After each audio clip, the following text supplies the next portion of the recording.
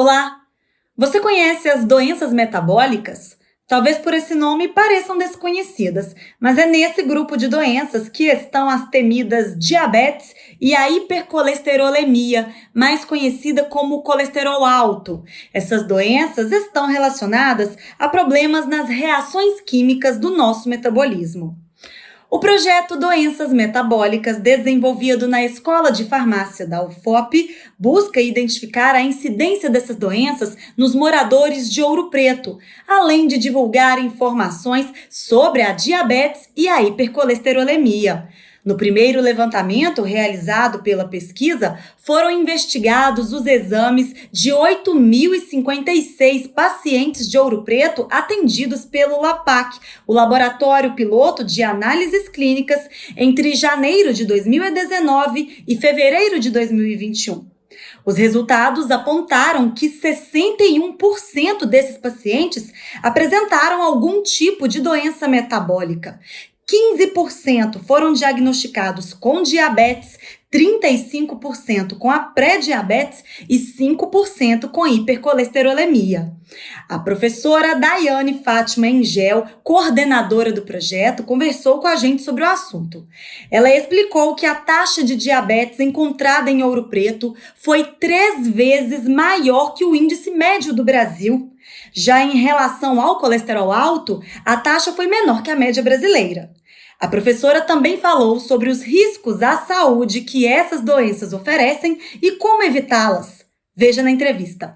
Muito obrigada, professora, por aceitar o convite da TV UFOP. Obrigada, eu que agradeço pelo convite e é um prazer estar aqui com vocês.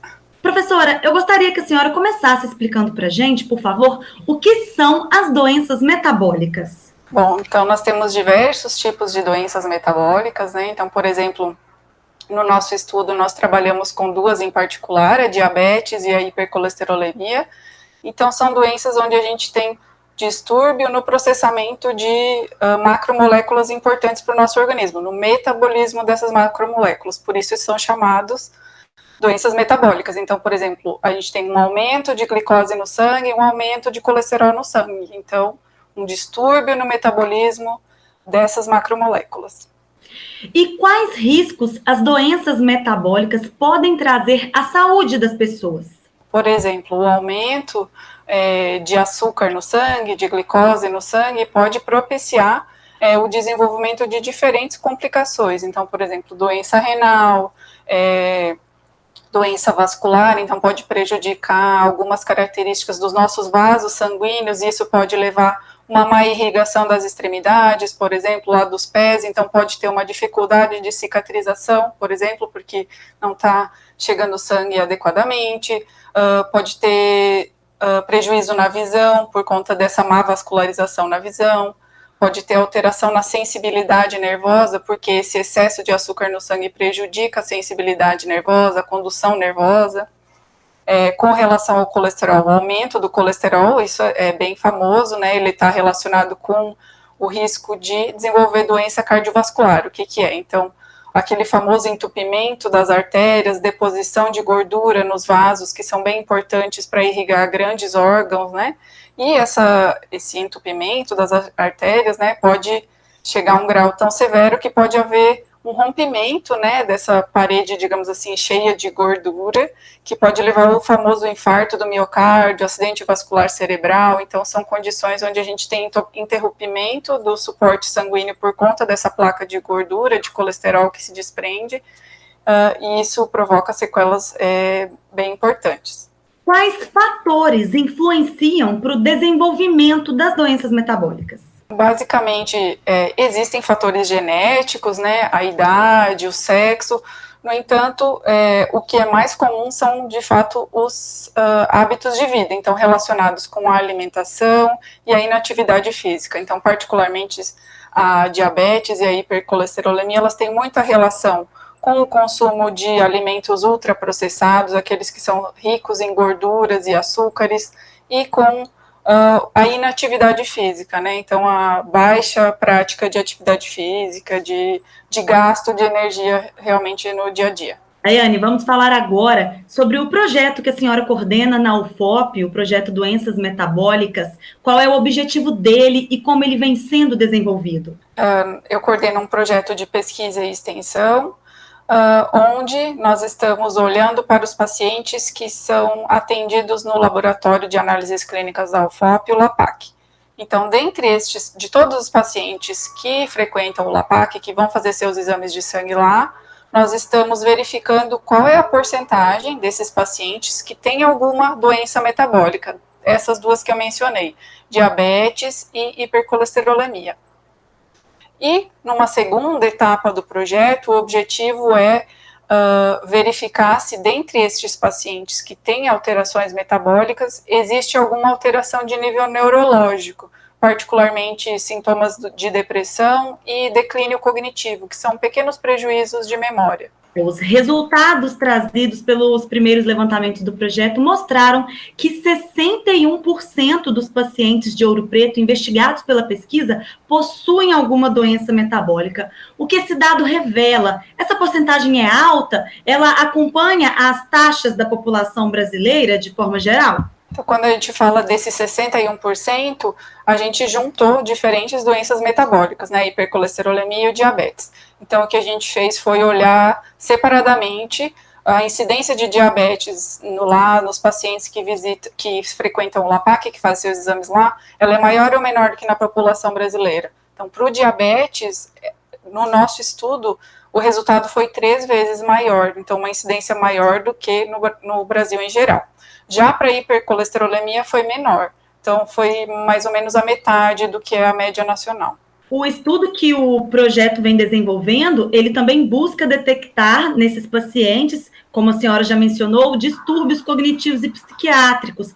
Qual é a relação existente entre as altas taxas de gordura e açúcar no corpo com esses distúrbios? Então, já é muito estudado, né, que a presença de doenças metabólicas como diabetes e a hipercolesterolemia em fases de adulto jovem, que a gente chama de 30 a 60 anos, né, adultos na fase antes do envelhecimento, vem sendo observado que a existência de uma doença metabólica nessa fase favorece o desenvolvimento de alterações neuropsiquiátricas numa fase posterior do envelhecimento. Então, por que não se sabia disso antes? Porque antes nós não tínhamos muitos medicamentos bons para diabetes, para hipercolesterolemia. Então, as pessoas que tinham essas doenças metabólicas, elas morriam ali nos seus 45 até 60 anos, né, de complicações cardiovasculares, complicações renais.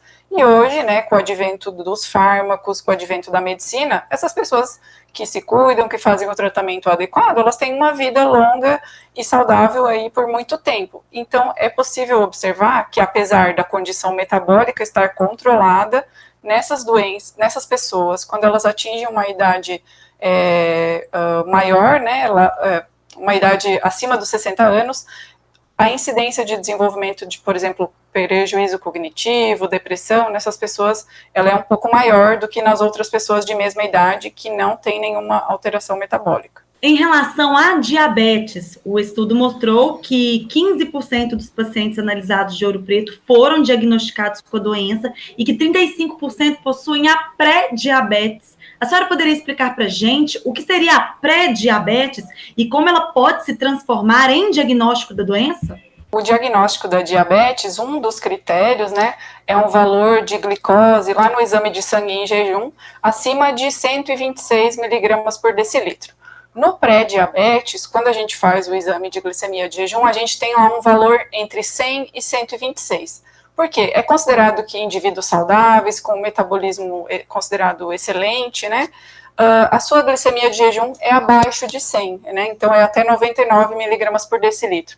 Então, quando a gente tem essa faixa aí entre 100 e 126, indica que essa pessoa ela ainda não está diabética, né, o metabolismo dela de glicose não está tão prejudicado, mas ela tem uma chance de vir a desenvolver aí nos períodos posteriores, se não adotar mudança de vida, uma diabetes de fato. Então, é muito importante o acompanhamento de pessoas que têm condições que favorecem o desenvolvimento da diabetes, como, por exemplo, obesidade, né, histórico na família, inatividade física, que se alimentam mal. O monitoramento dessas pessoas para ver se elas têm essa condição de pré-diabetes é importante para que se intervenha rapidamente, mudando hábitos de vida, até mesmo introduzindo algum medicamento para evitar que venha a desenvolver o diabetes. Por isso que é chamado de pré-diabetes. Professora, eu quero destacar aqui esse dado que a senhora trouxe para a gente, do índice de diabetes em Ouro Preto ter se mostrado 3 vezes maior, né, do que a média no Brasil. O que poderia explicar isso e de que forma, né, as políticas públicas do município podem ser desenvolvidas para combater um índice tão alto? Nós temos, claro, na nossa amostra, um recorte que são os pacientes do Sistema Único de Saúde que frequentam o Laboratório de Análises Clínicas da UFOP. Então, não é uma amostra completa da população de Ouro Preto, né? Mas, dentre estes pacientes, né, o que a gente pode explicar é que talvez não está tão acessível a essas pessoas oportunidades de fazer atividade física, né, regularmente, ou talvez os hábitos alimentares não estejam tão adequados, mas a gente não chegou a investigar a fundo o perfil desses pacientes. Mas seria interessante, agora nas próximas etapas, a gente fazer construir o perfil desses pacientes para identificar de fato o que é que está contribuindo para essa alta incidência de diabetes. A pesquisa buscou detectar também a hipercolesterolemia em Ouro Preto e o estudo apontou que 5% da população da cidade apresenta alteração no colesterol e que esse índice é maior em mulheres, que representaram aí 71% dos pacientes, e os homens 29%. O que explicaria essa discrepância desse diagnóstico entre homens e mulheres?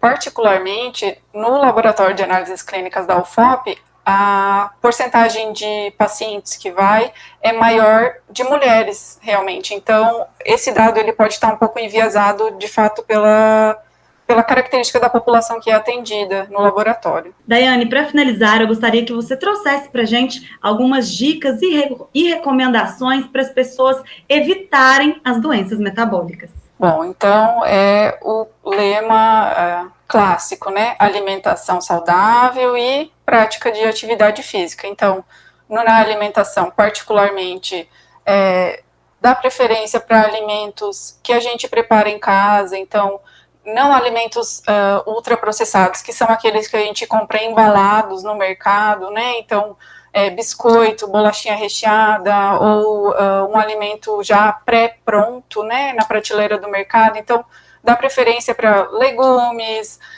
proteínas animais, tudo que a gente produz, que a gente prepara em casa, né? Então, aquela refeição fresca. Claro que nem todo mundo tem a possibilidade de todo dia se alimentar em casa, muita gente trabalha fora, né? Mas então tentar observar, por exemplo, né, se vai num restaurante ou no refeitório do trabalho, os alimentos que são feitos ali, preparados no dia, então chamados de frescos, né, que não são os ultraprocessados.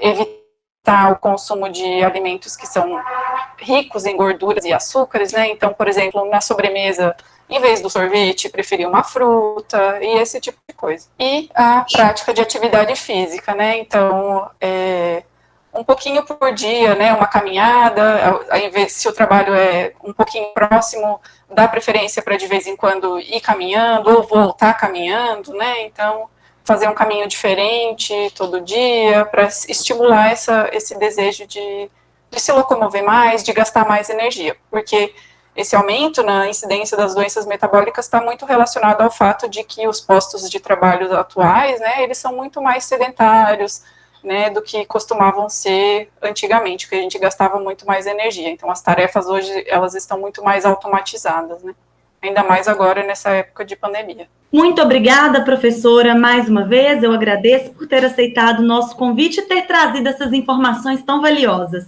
Obrigada, foi um prazer participar com vocês. E você pode conhecer melhor o projeto Doenças Metabólicas no Instagram, no perfil @doençasmetabólicas_UFOP. Estão disponíveis informações sobre essas doenças, opiniões de especialistas e espaços para tirar dúvidas da população. E continue acompanhando a cobertura da TV UFOP em nossos canais na TV ou pela internet. É sempre bom ter a sua companhia.